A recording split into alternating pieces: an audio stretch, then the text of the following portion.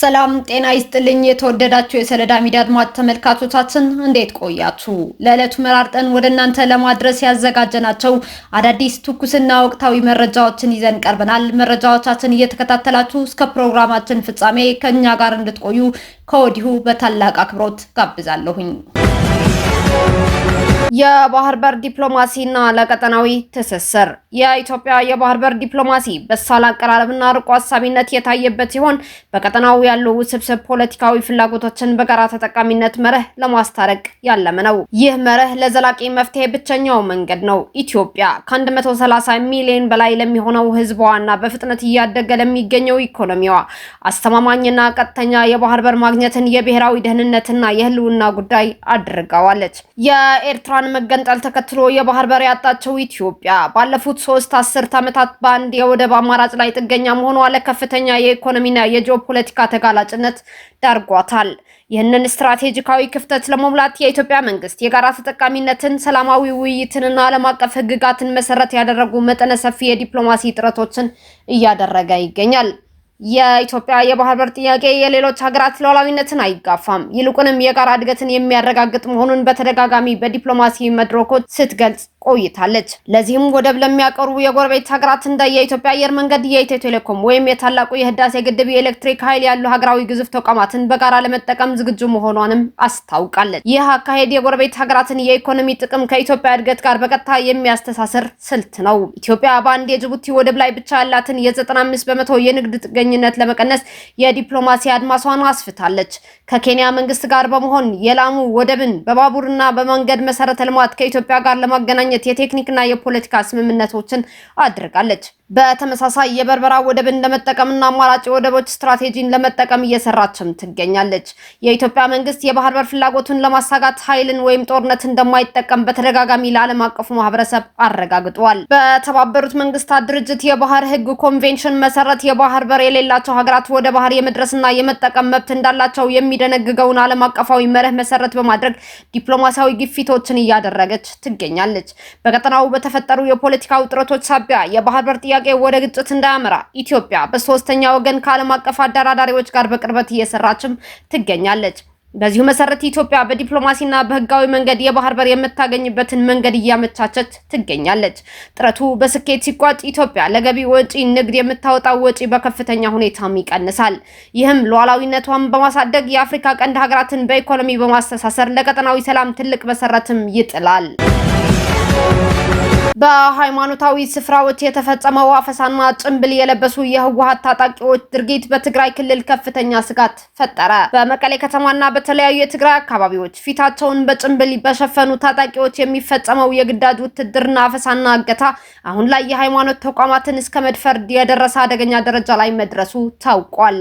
ታጣቂዎች በመቀሌ ከተማ በሚገኙ ታዋቂ አብያተ ክርስቲያናት ውስጥ ዘልቀው በመግባት ንጹሃን የቆሎ ተማሪዎችና መናንያንን በሌሊት እያፈኑ ወደ ወታደራዊ ማሰልጠኛዎች በመውሰድ ላይ ይገኛሉ። ይህ ድርጊት በህዝቡና በሃይማኖት መሪዎች ዘንድ ከፍተኛ ድንጋጤና ቁጣን ቀስቅሷል።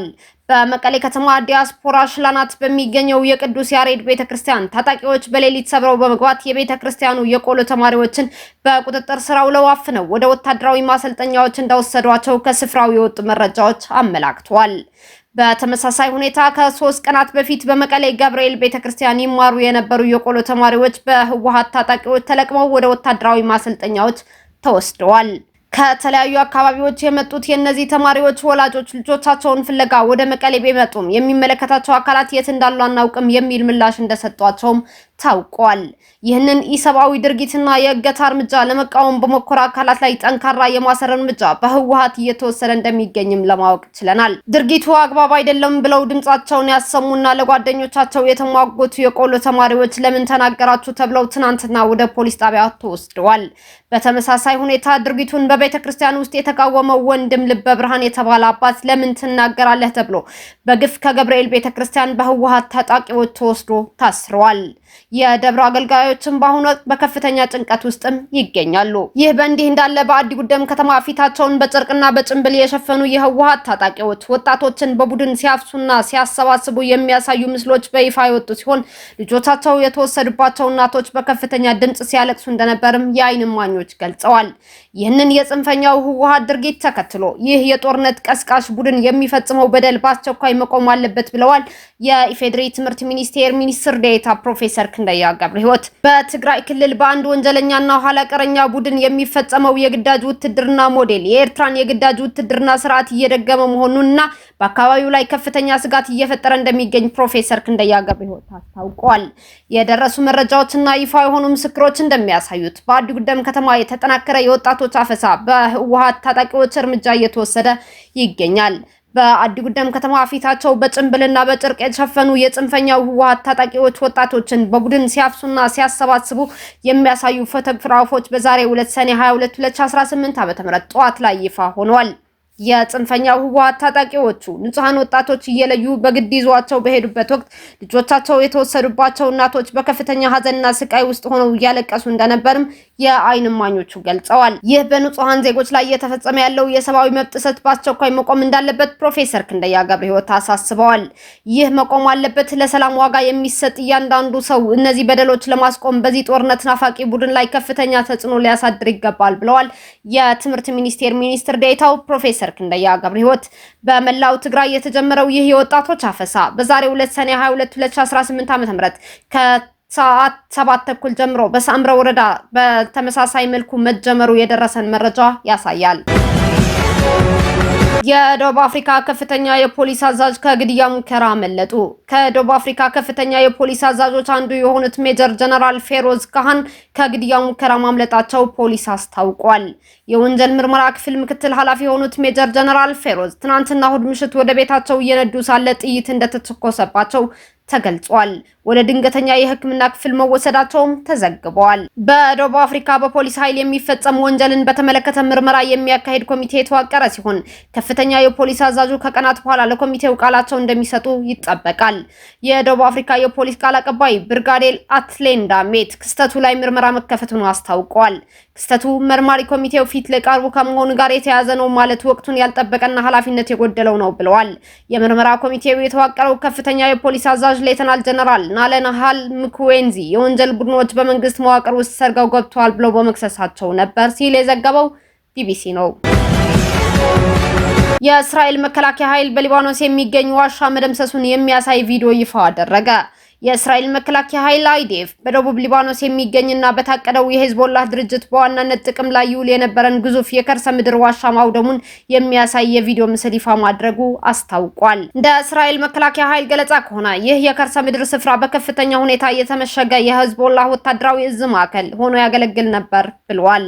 በዋሻው ውስጥ በመቶዎች የሚቆጠሩ የጦር መሳሪያዎችና በእስራኤል መንደሮችና ማህበረሰቦች ላይ የተደቀኑ በርካታ የሮኬት ማስወንጨፊያ ጉድጓዶች ተገኝተው እንደነበር ወታደራዊ ኃይሉ ገልጿል። የእስራኤል ጦር ይህንን ዋሻ ያደረመሰው በሊባኖስ ውስጥ በሄዝቦላህ ወታደራዊ መሰረተ ልማቶች ላይ ያካሄደው ያለው ቀጣይነት ያለው ዘመቻ አካል መሆኑንም አስታውቋል። አሜሪካ ጊዜያዊ የተኩስ አቁም ስምምነት ከመቀበሏ በፊት በኢራን የመከላከያ ይዞታዎች ላይ ጥቃት ሰነዘረች። የዩናይትድ ስቴትስ ማዕከላዊ ሴንትኮም የሀገሪቱ የባህርና የአየር ኃይል ተዋጊ ጄቶች በሆርሙዝ ሐይቅ አቅራቢያ በሚገኙ የኢራን ወታደራዊ ኢላማዎች ላይ ያደረገ ድብደባ ሲፈጽሙ የሚያሳይ የቪዲዮ ምስል ይፋ አድርጓል። ይህ ወታደራዊ እርምጃ የተወሰደው አሜሪካና ኢራን እንደ ጊዜያዊ የተኩስ አቁም ስምምነት ከመስማማታቸው ጥቂት ቀደም ብሎ መሆኑን ገልጿል። የዩናይትድ ስቴትስ ወታደራዊ እርምጃ የመጣው ቴሄራን በፓናማ ሰንደቅ ዓላማ ስር በምትጓዝ የአሸካሚ ዘይት ጫን መርከብ ላይ ለተሰነዘረው ጥቃት በስተጀርባ እጇ እንዳለበት በማለት ዋሽንግተን ክስ ካቀረበች በኋላ ነው። ማዕከላዊ ሴንቲኮም እንዳስታወቀው ጥቃቱ በተለይ የኢራንን የስለላ ስርዓቶች፣ የኮሙኒኬሽን መረቦችን፣ የአየር መከላከያ ጣቢያዎችን፣ የድሮን ማከማቻ ተቋማትንና ፈንጂ የማንጠፍ አቅሞችን ያካተቱ ወታደራዊ መሰረተ ልማቶች ላይ ያነጣጠረ ነበር።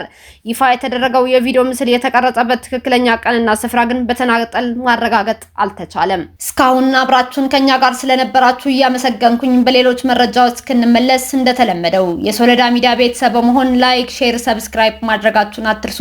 አዳዲስ ትኩስና ወቅታዊ መረጃዎቻችን በቶሎ እንዲደርሷችሁ የደወል ምልክቷን ይጫኑ። ስኬት፣ ድልና ሰላም ለኢትዮጵያውያን። ሶለዳ ሚዲያ